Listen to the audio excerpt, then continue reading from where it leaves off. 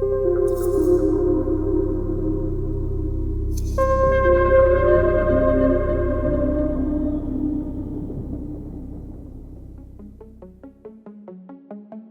incentive is I want to have funding for my research institute. In order to get as much funding as possible, I need to be prolific and extra cautious, and that's why I'm basically trying to be. People like him, he's an influential person. If he had been honest and come out and said, yes, there is potential for iron fertilization, it will take phytoplankton out, diatoms are seen to the seafloor, then we wouldn't have had that problem to start with. I mean, that people are bad-mouthing it. And it was like this Mike Markles we talked about earlier, and Russ George and so people like that. Because they appeared on the horizon saying, we want to make money out of iron fertilization, that then the biology community decided to denigrate iron fertilization because they didn't want it to be utilized to make money, but that it was also doing a job of saving the planet. That was some kind of steamrolled over, I think the make money argument, I don't really believe it that much because, for example, ocean alkalinity enhancement has been fully commercialized. So there are like startups, there's venture capital in it, there's like carbon credits. And actually Phil Boyd supports the ocean alkalinity enhancement. So I don't think it's about money. And there's this basically saying that there's these like three things that motivate human behavior. It's either fear, it's greed, or it's love. Typically, love is quite rare. The most dominant are like greed and fear. So I guess if I'm a very cautious scientist, I'm fearful, I believe in the precautionary principle. But if I'm someone who's a leader in a scientific community and who has a name and has a profile, maybe it's greed because my currency is attention. And the attention angle that I want to get is as many interviews as possible, as many publications as possible. And I want to establish my name, and I'm greedy for my currency of attention. I'm greedy for building my brand and my reputation around a certain anti-geoengineering topic. And love, I don't know. I mean, there's not that much love. Obviously, some people love nature. I would love to restore the whales. I think, every time you see like a whale, you sort of get a glimpse of the eye. You just like such a wonderful creature. And it's so devastating that we killed 1,000, that we only have 1,500 left. And we used to have 3,000 blue whales. So I believe, and this would be also the way to frame ocean iron restoration, that we do it for the whales because there's so much love for whales. Like these are the animals humans get emotionally attached. That's true. And that's interesting why, actually. Okay, we'll leave that out for the timing. Yeah. But when you talk about this greed, fear, and love, there's a more, of course, than just that. You mentioned about the reputation. Yeah, it's a bit complex. I've been going around from the beginning saying that iron fertilization is going to work because I know that iron fertilization leads to diatoms, and I know that diatoms sink. That's what I've been saying for ages now, right? But a lot of people don't want to follow that. And the reason being that it's not fear or it's not greed either. It's being wanting to be politically correct, towing the line. Which is fear. I want to be correct. I don't want to risk my reputation. I'm fearful of being criticized. A traitor or something. Yeah, could be. Okay, if you call it fear. Yeah, so I think there are a lot of people who've been saying all these bad things about iron fertilization. That's the main reason, that they don't want to be attacked by NGOs, that have made it their brand to be against geoengineering, for instance, right? Yeah, because that's their incentive, because they get donations, because they oppose things, and they have opposed, for example, there are these boats in the Southern Ocean by Sea Shepherd, and they are trying to fight industrial krill farming so that the whales can actually have more food, which is a great mission. Please keep the krill for the whales. But you could also feed the whales if you were to grow more krill. And the way to grow more krill is to grow diatoms. And the way to grow diatoms in Southern Ocean is to put iron. So from what I heard, initially, Sea Shepherd was in favor of ocean iron fertilization or ocean iron restoration. But then they understood that they could get more attention and more donor money if they oppose it, because they've been wired to oppose things. If I'm an organization and I only see bad industry or bad stuff happening in the ocean my entire career, I'm neurochemically wired to oppose things, to fight things, but I don't create things. And I think my hope with this podcast, my hope with the conversation with you and other scientists is that we can explain to Sea Shepherd and we can explain to Greenpeace that actually they can fulfill their objective of feeding whales and feeding the ocean food web by simply stopping to oppose ocean iron restoration and by maybe even support it. Maybe use your boats to add some iron. Maybe introduce a law that says if you go through the Southern Ocean, at some point you need to distribute a little bit of iron because you need to make up for your carbon footprint or for whatever damage you've done to the ecosystem, because that's an iron deficient area of the ocean. And please bring some iron if you visit it. That would be my dream regulation one day, that we introduce this kind of law and everyone comes together and says, actually, if you're a boat going through it, bring some iron. Yeah, I would even recommend having these kind of rules also for the North Pacific, where you have the far north, the HNLC North Pacific. Because there's so many ships crossing that, and you could incentivize these ferries that are going from California to Alaska and so on, and crossing that kind of area, right? That they would then be releasing dissolved iron or something on the way. So many people would be so dismayed by the very idea and the very thought, because, as you said, they're neurally wired to be against. Because for them, it's like poisoning the ocean, right? Because they don't understand.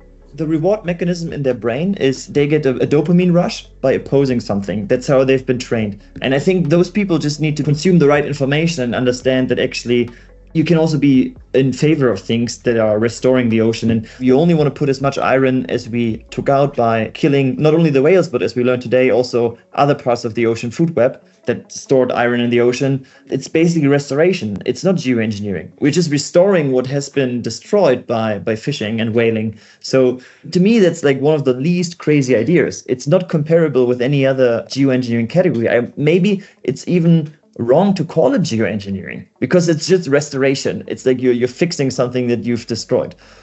Yeah, but all the opposition to geoengineering has come from the concept of meddling.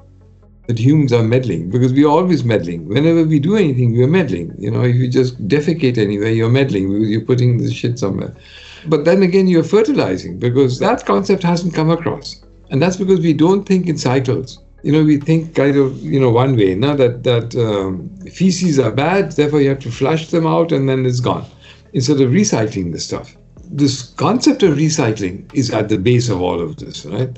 That we don't have it is not part of the European tradition of thinking, because we have this heaven and hell, there's one way, you go there or you go there and then you're gone because you're there permanently. Whereas in India, we are thinking of recycling. You keep getting chances, you can always improve, right? That's why we have to attack this whole thing. If you want to rewire people, we have to clear up that big animals are always helping recycling. That's what they're doing. And we humans, we have interrupted the cycles, by diverting the nutrients instead of them going back into the fields. Like in India, in India, all the cow manure went into the fields. That's why India was such a stable economy for so many millennia. The Indian soils didn't get impoverished the way they got impoverished in Europe, for instance, right? So that's where we have to attack. And see that the whales were recycling iron, which is why they had so much to eat. Yeah. So that's my kind of 2 bits to the story that we've been talking about. Yeah, maybe that's a good segue to the next topic I wanted to discuss. Okay. In the Pacific, there's some island nations that have a large portion of their GDP coming from fishing.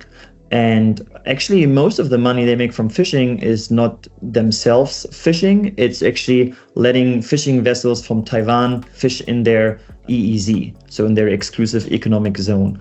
Actually, in some parts like Tuvalu, for example, there's so much fishing that the locals don't have enough fish anymore or need to go further out into the ocean, and it needs more fuel, and it's much harder for them to fish and to sustain themselves.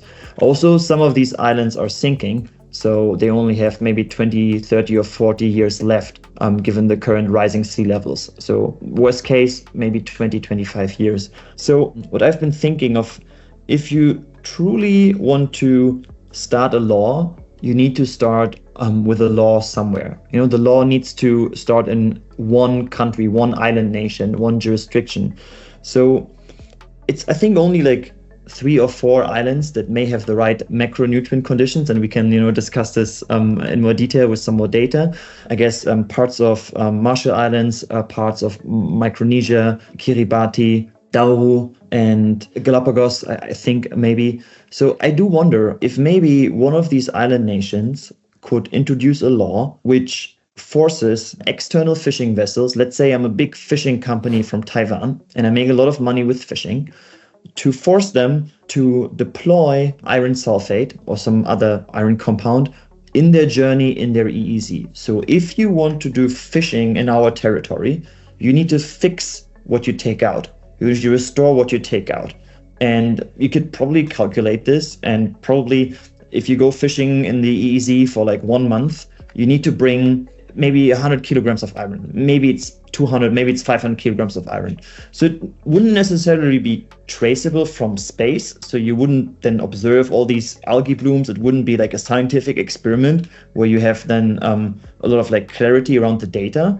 But probably you should do this initially and get some clarity on the data if it really works in this area. But assuming it would work, and there would be like a diatom bloom buildup in these island nations, one of them could be sort of the pioneer, introduce this law and say, okay, dear Taiwanese fishing company, you have like 3 or 4 boats going in here at the same time, restore what you take out, help us grow back the ocean food web so that the ocean food web doesn't deplete as much here. So what do you think about this proposal? Yeah, Daniel, I mean, it's interesting. I've had that thought as well, particularly in the Southern Ocean, because the hydrography of the Southern Ocean would lend itself to this situation. You would go along the front and you would release the iron there, the fishing vessels. But legally, it's not so easy, right? Because no single country has the restriction. That's why I'm not... They would go crazy if they hear that, even the very thought that the krill fishing vessels are mimicking the whales. I think I've written that up somewhere, but careful, because people will be alienated by the very thought. But in the places you were talking about, these islands and on the equatorial divergence, the problem there is that water is moving very fast. They're very swift currents. It's being swept away. And I just don't know enough about the hydrography of these regions, whether it will make sense. You would have to go upstream, and release the iron there before it can get down to where the fish are. No? So I'm not sure how it would work, and whether these islands, that islands often generate sort of vortices in their wake, whether those might be the places where you could do this, I can't say. So I'd rather not take a risk of saying, yes, we should do it there. I would say yes, in the Southern Ocean, yeah, because there it would work. But in the equatorial Pacific, I'm not sure. Because of the stuff being carried away, right? I mean, it would work biologically, but whether it would work hydrographically, I don't know. So it's hard to then localize it. So basically, I'm donating my iron to one nation, but it may benefit the fish populations in the coast of Taiwan more than, or Australia, or wherever it's going to end up. Yeah, or just get lost also, We don't know. I mean, because there's this very complex hydrography. There's water which is going very fast. And there's also a current coming back at depth. So there's downwelling and upwelling and all sorts of things are going on in the equatorial zone. Do you know about the fishing in the Southern Ocean? Because when we searched fishing vessels in the Southern Ocean, we could only find very little fishing vessels. There's not many ships down there, but some are there. Last we checked, there was like 4 or 5 fishing vessels. And we actually tried to contact them, but you can't contact the fishing vessel. It's very hard. They're all anonymous. Do you know how much fishing is happening down there? They're catching this so-called Antarctic cod, testicules. And this is a big fish. It takes very long to grow that big. And it's coastal. It's on the shelf. It's only on the shelf. And we've seen, during our cruises, we've seen this rusty fishing vessel. I think they were Russian, on their way down, because it's a delicacy, this fish. And it's horrible. These gourmets and people, who like to buy ivory and rhino horns and these kind of fish. They're awful people.